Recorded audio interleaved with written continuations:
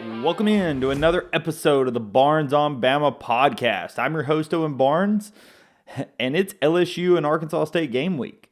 So I'm going to discuss the UNC Asheville game, which I was in attendance for. It was good seeing a couple of you guys there.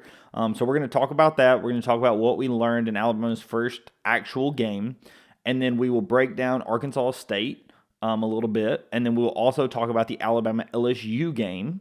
So this is going to be a little bit longer episode potentially, just because we do have a lot to discuss. Just as a heads up, I am going to be attending the LSU game, so I'm not going to be at the Arkansas State game. I was able to give away my ticket to somebody on Twitter, so thank you for reaching out about that. But I will be recording the breakdown episode for Arkansas State and LSU on Sunday when I return from Baton Rouge. So just a heads up, it may be a little later coming out on Sunday evening, but if you pay attention to your subscription feed, it will probably come out Sunday afternoon, evening, again, once I get back from Baton Rouge. So let's first start with the Alabama-UNC game. Alabama basketball is incredibly elite. You know, it's been talked about all offseason, but this Alabama basketball team is going to be one of the best teams in the country the entire season, right? We knew that that was a possibility when we saw what the roster looked like. We knew that Nate Oates was going to have a really tough schedule, and that was going to be able to challenge the roster and really get them ready for conference play as well as the tournaments. And, we needed to see it on the court because at the end of the day, on paper, this Alabama team was going to be absolutely elite, but games are not played on paper.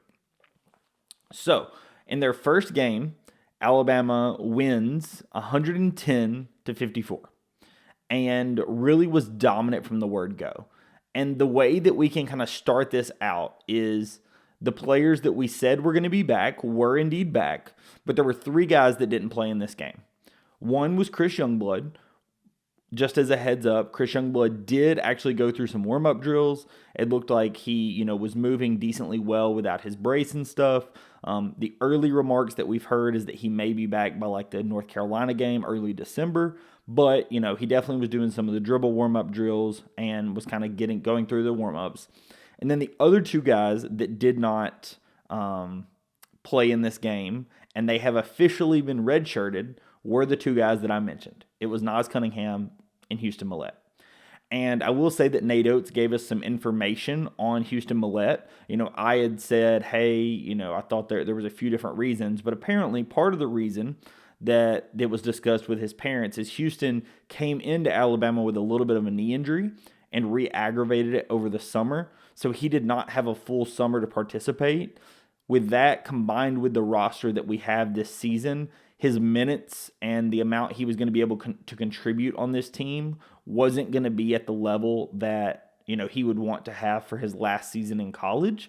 So it was partially due to him not having a full offseason, and also due to the fact that he didn't have a full offseason. How Alabama plays compared to Pepperdine is very different. Pepperdine's much more of a set-oriented offense, whereas Alabama is much more of a go-with-the-flow offense.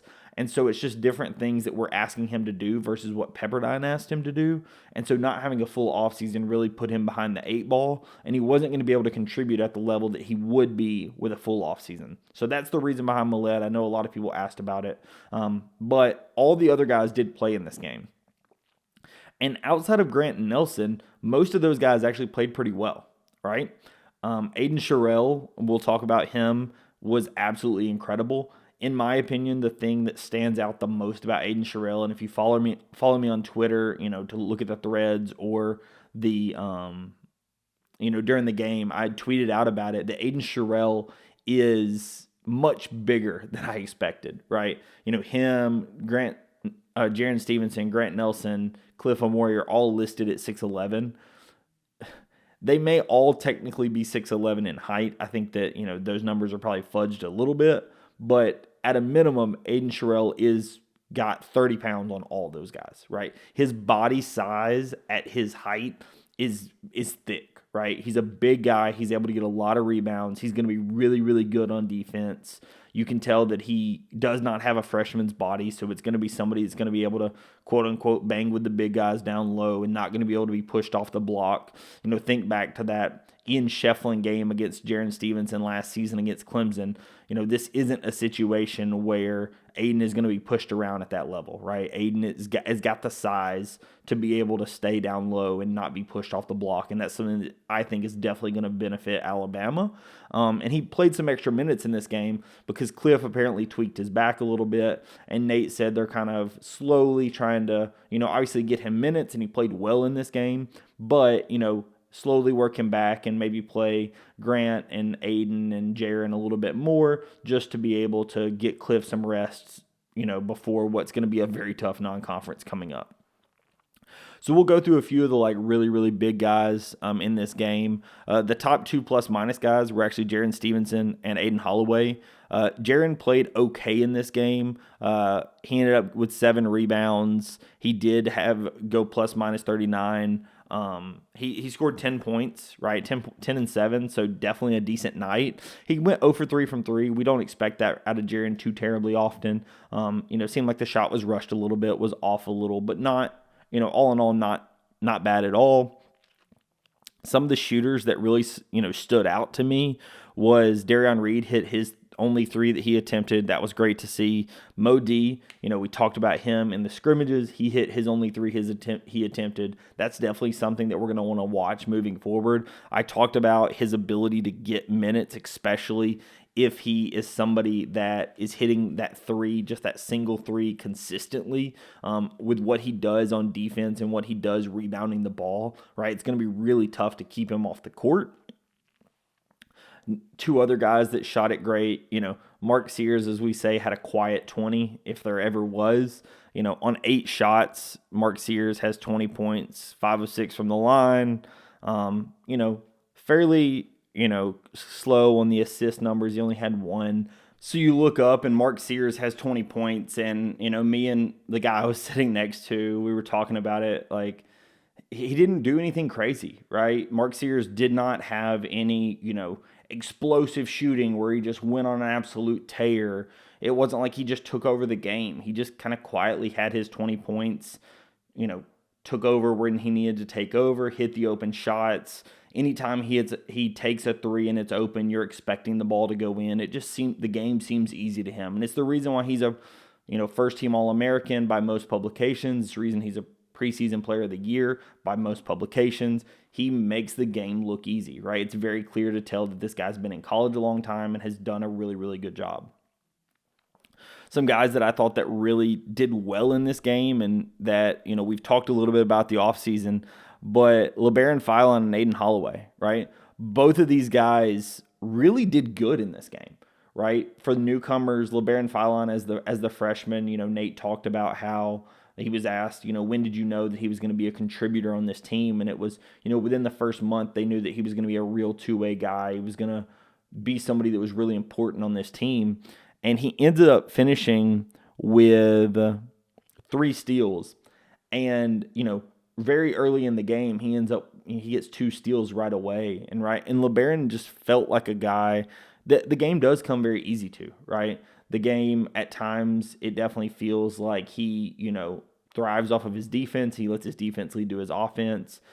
He did a really good job distributing in this game, 10 points and 9 assists in your first game in Crimson. We will take that. There were a few moments where he got sped up a little bit. He did have 4 turnovers, probably should have been 5. He got counted with an assist because there was one that he kind of fumbled the ball and it pushed over to Mo Diabate, who ends up scoring. So I think he gets counted with the assist instead of the turnover. Sometimes it's good to have some luck on your side, but it's definitely a situation where, nobody had really foul trouble. Cliff had 3, Aiden had 2, nobody else had more than 1, right? This is a situation where the team, by and large, you were able to rest your players. Nobody played more than 24 minutes in this game, and that was just Mark Sears and Aiden Holloway, right? So you're able to have a true rotation.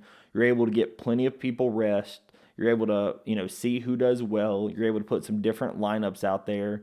Nate Oates-Burner mentioned that there was a lineup out there where there was Cliff, Aiden, Sherelle, and Mo D on the floor at the same time. It's like nobody's getting a rebound, right? Alabama's just absolutely dominated the rebounding battle, 55-29. This is a situation where Alabama, is just absolutely incredible. And Alabama looked like the team that is picked to win it all, right? They put out there what you would expect out of a team of this caliber. Oddly enough, I underestimated the game, right? My prediction was 106-68, and I somehow underestimated both our offense and our defense. I was very impressed by what I saw. Definitely, you could clean up some effort on defense. The three-point shooting, it was something where Alabama really thrived in the paint. This is a situation where the points in the paint was 56-18, right? Nate mentioned that it was, we're going to take what the defense is giving us, right? If the defense is, crashing in, then we're going to spray it out and shoot 46 threes like we did in the Memphis game, in the Wake Forest game. If there's somebody that's, going to stay out on us and we're going to pass it down low, we've got the guys that can score down low. And you saw it in this game, right? Cliff Amore in his first game for Alabama, 6 for 6, 4 for 4 from the line, 8 rebounds, 16 points, had a couple of blocks. That'll play, right? 16 points in 18 minutes is absolutely something Nate loves to see, right? What he considered it, efficiency at its best. So this is something where Alabama, it looked exactly what we expected out of them. I thought that this was a great first game. You really got some of the rust off of your players. Latrell Wrightsell, maybe didn't shoot his absolute best. He did miss his first free throw out of Alabama. If you're going to nitpick something on this team, it was probably the free throw shooting. They only end up shooting, 26 of 37 from free throws, so not ideal, right? You wish that was a little higher, but, definitely not the worst. But definitely, there are things to work on. There's some rotations to work on. There's a minutes thing that we knew was going to be something. But you can definitely tell that the guys, A, care about each other, and B, are going to be fighting for every moment that they get, right? This is a situation where the players know that they are, at the end of the day, fighting for their minutes. And the only way they're going to get their minutes is prove how you are on the court. And it was something that was talked about in the post-game space on Twitter is that, for one moment, LeBaron Fallon got sat for about 8 minutes. And that was because his defensive intensity just wasn't at that level. Nate, sat him next to him. And, right, Nate is going to be able to sit guys if you're not playing defense. They're going to be able to sit guys if you're passing up open shots. Nate was kind of mad that one of the Latrell Wrightsell shots that he took that should have been a 3, Latrell should have went 2 for 5, but his toe was on the line, right? That's something that Nate hates to see because they talk about spacing, and especially some of the best shooters like that getting a little further out from the line because your Aiden Holloways and Mark Sears and Latrell, they're such good shooters that, backing up a little bit is not going to hurt them, and it guarantees that we're not going to have that foot on the line long too, right? So I think that's where, what we'll talk about for this game. At the end of the day, Alabama played absolutely incredibly, exactly what you would hope out of game one, but, we will see as we go into this Friday's game against Brian Hodgson and Arkansas State. So we're going to move over to Brian Hodgson and Arkansas State, and Arkansas State played Akron for their first game. They did win in overtime, 80-75. For reference, Akron is around the same KenPom ranking as Arkansas State is. That's around 120, partially due to how Alabama beat UNC Asheville. They're currently sitting around 200. They were previously sitting at 194. Now they're at 208, right? So from an analytics standpoint, KenPom and a lot of the predictive measures would look at Arkansas State as a significant amount better than UNC Asheville, but still not the elite level of competition that Alabama's going to see, when Alabama's facing KenPom number 11 Purdue or 21 Illinois or 1 Houston or even like Rutgers and Notre Dame, right? This is a situation where Alabama is obviously stepping up in competition, but not up to the level that they definitely will be. So Arkansas State, what do we need to know about them? First off, they're coached by Brian Hodgson. For those of you unaware, Brian Hodgson was one of the assistant coaches that was with Nate Oates in Buffalo, came with Nate Oates when he was hired at Alabama, and now coaches at Arkansas State. This is his second season there, I believe. Yeah, this is his second season there at Arkansas State. And this is a game that he tried to get scheduled last season. He wanted to be able to play Hodge, so he plays him this year. And make sure I get this right. Yeah, he wasn't able to play him. He wasn't able, or sorry, we did play them last season, and this is something that Nate discussed, and Nate likes to be able to play his former assistants, and especially Hodgson. Hodgson's again somebody that came with him from Buffalo, and somebody he really respects. Hodgson's also an elite recruiter, and that's something that we'll actually talk about when we go through Arkansas State. And something you really need to know is a few of the guys on this roster are transfers from the high major ranks, and they're transfers that you may not have expected that Arkansas State would be able to land. Right? It's the level of player that Hodgson has been able to get for Arkansas State is much better than you would expect. He was an elite recruiter. He was somebody that honestly was very high up on with Aiden Sherrill, so I'm sure Aiden seeing Hodge will be a good thing. It's kind of a situation where Hodgson was very close with Oates, right? These are two guys that are very, Hodgson was his ace recruiter prior to Preston Murphy, and is somebody that they respect. So obviously part of the way that Hodgson is going to try to play is going to be similar to how Nate Oates does, right? When you look at Arkansas State's KenPom page, obviously it only has 1 day of ranking. But if you look at their KenPom page either this year or last season, right, Arkansas State is somebody that plays a little faster, right? They're not going to play at the speed of Alabama, but they are going to play a little faster. So I would expect the tempo in this game and the possessions in this game to be up, right, north of 70, 72, if I was expecting. And he's also somebody that they will take a lot of threes, right? It's very similar to Alabama. This is a team that takes quite a lot of threes. In that Akron game, they ended up taking 30 threes. Now, granted, it was an overtime game, so a little lower, but this is a team that is not afraid to put them up.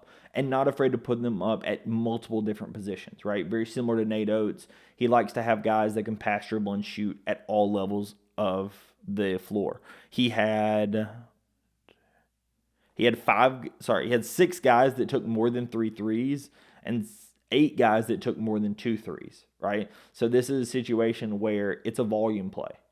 It is a situation where multiple guys are going to be able to put them up, and a couple of the guys that are going to put them up, Alabama has faced before. One of the guys that's in the starting lineup for Arkansas State is Darian Ford, previously of Arkansas. He did not play at Arkansas, so Alabama didn't really face him much, but, transfer from a high major rank.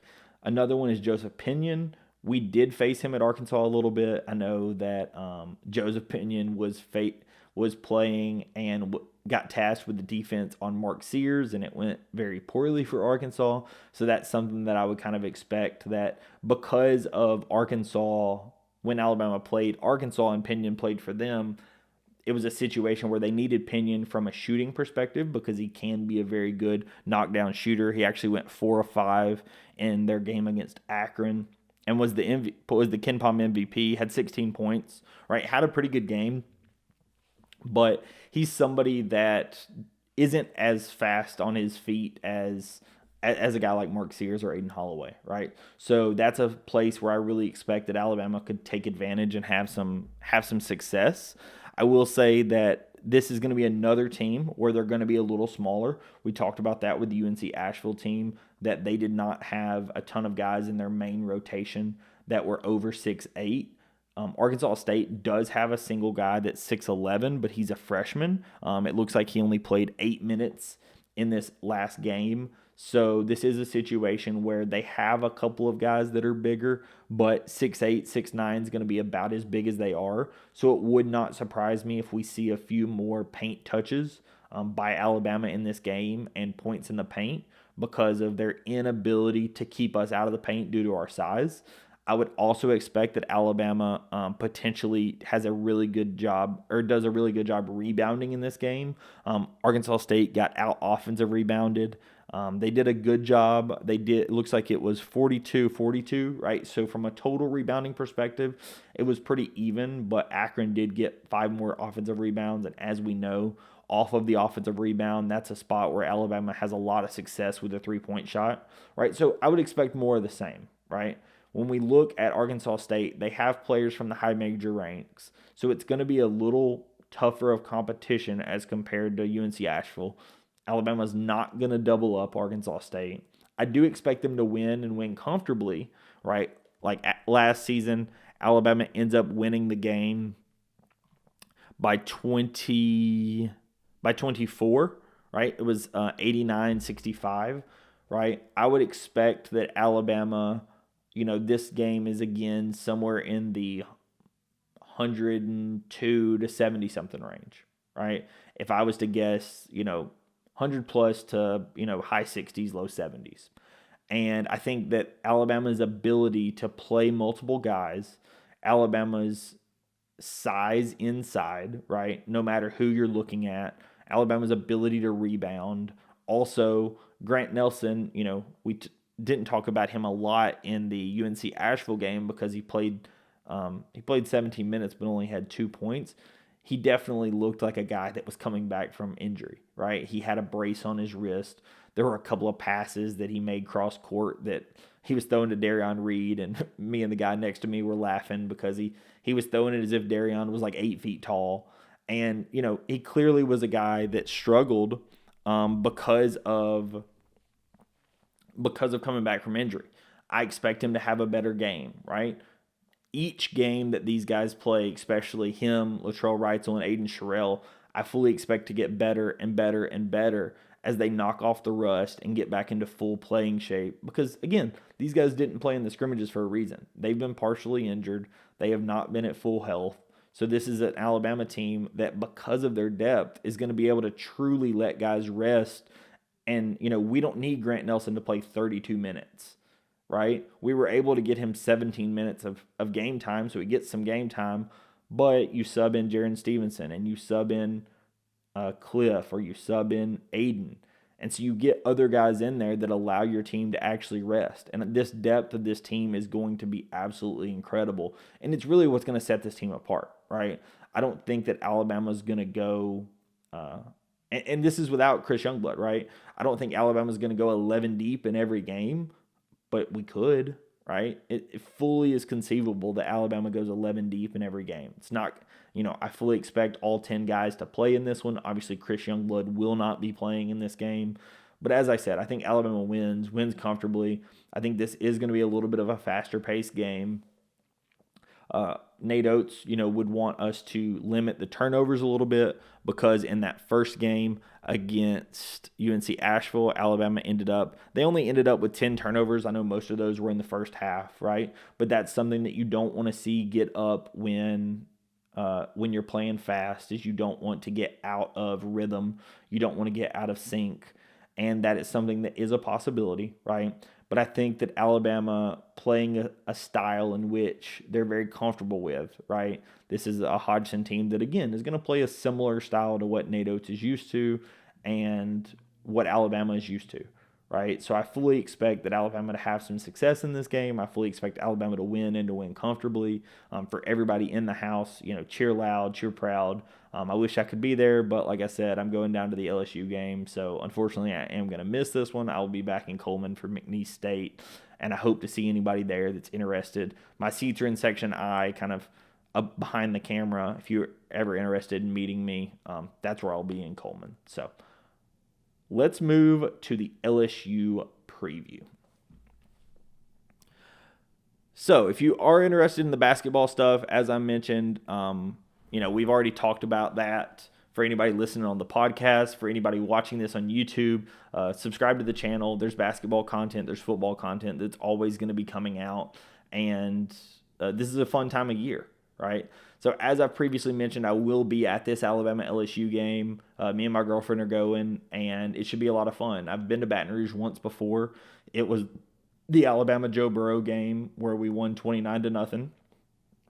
So hopefully I'm good luck in Baton Rouge, and hopefully Alabama can pull it out. But let's talk a little bit about how I think they're going to have to do that. I think part of this is going to come down to how Jalen Milroe and the offensive line handle the crowd noise. Because for anyone who's never been to Baton Rouge, it is one of the loudest and most hostile environments in the entire country, right? Not to say anything poor about Alabama, because I thought like the Alabama-Georgia game was an electric atmosphere, but Baton Rouge is absolutely incredibly loud. Their fans are super passionate. They're also going to be super hammered, right? This is just a fun place to play in a very tough environment for Alabama. And this game is very consequential, right? I'm recording this on Tuesday night before the college football playoff results come out.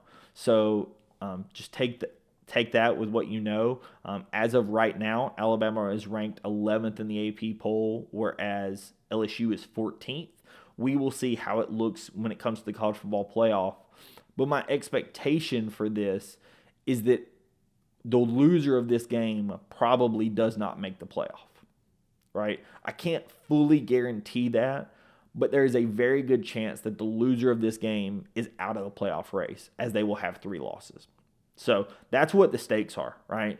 Not just the stakes of the SEC West or the old SEC West, a hostile rivalry, DeBoer's first time going down to Baton Rouge, playing against some former players. LSU's second leading receiver currently is Aaron Anderson, a guy who transferred from Alabama. Obviously, it's a huge recruiting state, with Alabama having a lot of guys from Louisiana. Louisiana trying to have a hold on their state. This is, Jalen Milroe versus Garrett Nussmeier, 2 guys from Texas, right? At the end of the day, this is a very big rivalry. And for anybody that underestimates how big the Alabama-LSU game, you really should experience it. The Alabama-LSU is always a very hostile environment, very big game, and I think that a lot of that shows. And the reason I think that's so important to mention is Jalen Milroe and the Alabama offensive line are going to have to do a better job not having penalties and also communicating. They didn't do a great job of it against Tennessee. It really caused us some problems. Alabama was able to get turnovers against Nico, but then was not able to be successful off of those turnovers, right? Alabama forces the turnovers of Nico in Knoxville, but then isn't able to score coming out of that. A lot of that had to do with their inability to communicate and to be on the same page. Some of that, I'm sure, had to do with the crowd noise. Some of that just had to do with being in a hostile environment. Some of that may have been how Tennessee was playing, right? But that's something that's going to be really important in this game, is Alabama understanding what the noise is, understanding how they need to handle it, staying in sync on offense, and then the defense playing a tough game, right? Ever since that Vanderbilt game where Alabama's defense was embarrassed, to me has seemed very clear that a message was sent and they were embarrassed. And Kane Womack was embarrassed, and a message was sent to the guys that we have to be better. And I thought they have been, right? They've been much better. They obviously preserved the shutout against Missouri. And now you're going to have some guys that potentially were partially injured that are going to be back in this game, right? Some guys that may have been, tweaked but playing on, slight injuries. They've now had an extra week to recover, right? Both teams have, though, right? I think that Alabama in the secondary, this is going to be really, really big for us, because I thought that Bray Hubbard played incredibly well in Keon Sabb's absence, but Garrett Nussmeier is a gunslinger. He is somebody that will throw the ball a lot. He has 2,600 passing yards this season, 20 touchdowns to just 9 interceptions, and their leading rusher has just under 400 yards, right? This is a team that absolutely is a throw-first team. They are much more of a running team than they are a passing team. Much more of a passing team than they are a running team. This is a team that is going to give Alabama some troubles, or could. And I think that Alabama's secondary will be tested in this game. And so having the extra time to get these guys back to full health, also being able to practice with what that unit is going to be, with Bray Hubbard back there in the back end and Malachi working on communication and such, I think that's going to be really big for the defense. So I think in this game that Alabama definitely has to just play their game. I think that if Alabama plays their game, they have a good chance of winning this game. I think that somebody that's going to have some success in this game clearly is going to be Milroe, but I think it's going to be Milroe's legs. And the reason I say that is when we look at the Texas A&M LSU game, when Texas A&M wins that game 38-23, they picked off Garrett Nussmeier 3 times, and that's something that's obviously going to be a big thing is can you cause turnovers? Can you get in his head similar to how they were able to do in Knoxville with Nico, right? If you can get turnovers off of Nussmeier, that's going to be a big deal. But then on the opposite side of that case, when Alabama gets the ball, is having Jalen Milroe use his legs. And I say that because Marcel Reed comes in for Texas A&M, the backup quarterback. They pull Wegman, and Marcel Reed runs it 9 times for 62 yards and 3 touchdowns, right? He had a hugely successful game on the ground, and Jalen Milroe is more than capable of that, right? I think that Jalen Milroe is a better passer than Marcel Reed. He only attempted 2 passes in that game. But I think that Jalen Milroe has that ability to be able to beat them with his arm and his legs. He just has to do it, right? I personally thought that, as we discussed previously, that Jalen may have been slightly injured. If that was the case or if that wasn't the case, I think that him having the extra week to rest is going to be as good for him as it is for everyone else, right? I think that having Jalen at full strength for this game, him with the ability to use his legs in the pocket, is going to be a very big deal in this game because, again, we've seen where LSU has had some issues with that in their most recent game, right? So I'm sure that Alabama will pull from that. And then, again, the Garrett Nussmeier 3 interceptions, that's something that, I think that Alabama, in order to win this game, I think Alabama's going to need to intercept Nussmeier, right? You can't just have a gunslinger throw it 50 times like he did against A&M and not get in his head and not get some interceptions, right? Because if he throws it 50 times and he's completing his average completion, which is 62%, right? If you're not intercepting it, it's going to be a long day for the Alabama defense, right? So I think those are kind of your keys to the game. Obviously turnovers, but I think on the offensive side, it's going to be partially just making sure that the crowd noise doesn't affect you as much as possible and playing your game, right? This game potentially could be impacted by weather. We will see what ends up happening. It looks like there's a hurricane forming in the tropic. It, as of now, will not be hitting before game time. We will see how that ends up happening. Obviously, I'm sure there are contingency plans in place if that ends up happening. I hope for my sake, since I am going to the game, that it does not hit. Would love clear skies for this game because I think these teams deserve it, and this will be a very, very good game. The last thing I want to talk about is defense, right? And the reason I mentioned defense is Alabama has had a little bit of an issue at moments protecting Jalen Milroe. And again, we talked about the offensive line and their communication.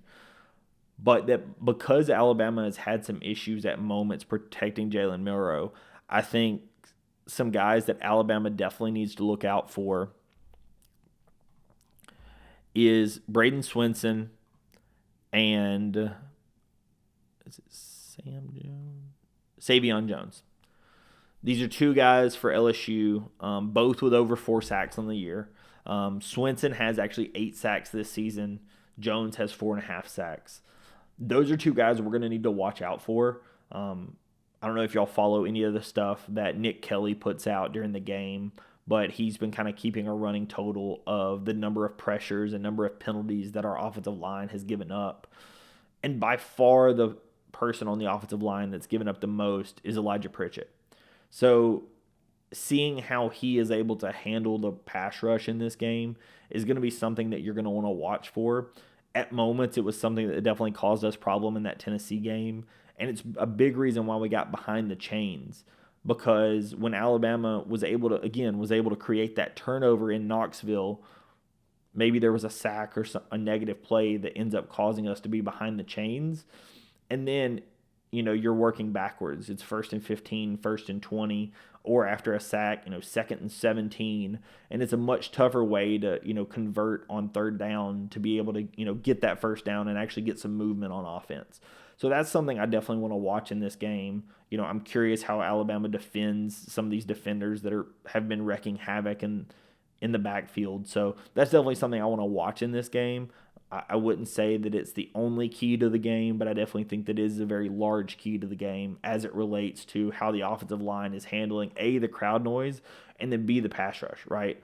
If LSU is having to bring pressure to get to Jalen Milroe, and Milroe is able to replace that blitzer with the ball like we saw in the Georgia game, then I think Alabama will have some success. However, if like Tennessee, LSU is able to bring just 4 and still get to Jalen, much bigger issue, right? Because if they're able to just bring 4 and they're able to keep 7 back in defense, but still get the pressure on Jalen and he's not able to use his legs, right? If he's able to use his legs, then this is kind of a moot point. But if they're able to, keep contained, he's not able to break contain, and they're able to neutralize him to a degree with just rushing 4, it could be a long day for Alabama and Baton Rouge, right? I really think that Alabama has the ability to win this game. There's something about Kalen DeBoer in what I consider a very big game and somebody that knows the stakes are incredibly high with 2 weeks to prepare. I think that Kalen DeBoer is going to have the team ready for this game. I think that they understand the stakes that they're playing in. I think partially for that Tennessee game, they were not prepared for how loud it was going to be. I don't expect that to be the case for this LSU game. I would expect that there to have been additional preparations as it pertains to crowd noise. So I do think the team is going to be a little bit more prepared for this one than they may have been in that Tennessee game. And I think that Alabama wins this game. I think that it's a very close game. I think that it potentially comes down to the wire. But I do think that Alabama can win this game. I'm looking at this potentially being like a 31-24 kind of game, 31-28. I do think that this is, within a single score. Is it possible that either team blows the other one out? Sure, absolutely, especially as it comes to turnovers, right? If Garrett Dustmeyer gets intercepted a lot, if Jalen Milroe has, either turnover issues or whatever, I think there's definitely a possibility that either team blows the other one out. I would love to see a great game, in person. It's always fun to see a close one. But, personally, I do think this will be a close game. I am very curious how this ends up shaking out. Like I said, there's a lot of stakes in this game due to the college football playoff. And like I said, I do think this is mostly an elimination game as it relates to that playoff. We will see when the playoff rankings come out, and anybody watching this probably has already seen them as it's not going to come out until Wednesday. But as I said, just wanted to make sure that y'all are aware, this is what's going on. If you have enjoyed the content and you're interested in learning more, please subscribe to the channel. Follow me over on Twitter. You'll see a lot more information as it pertains to Alabama football and basketball. This is going to keep going for as long as the football team does, and basketball will keep going, beyond then. So if you are interested in the content and do enjoy it, please subscribe to the channel. I would appreciate it. Thank you so much, everyone, for watching, and I will catch you in the next episode. Peace.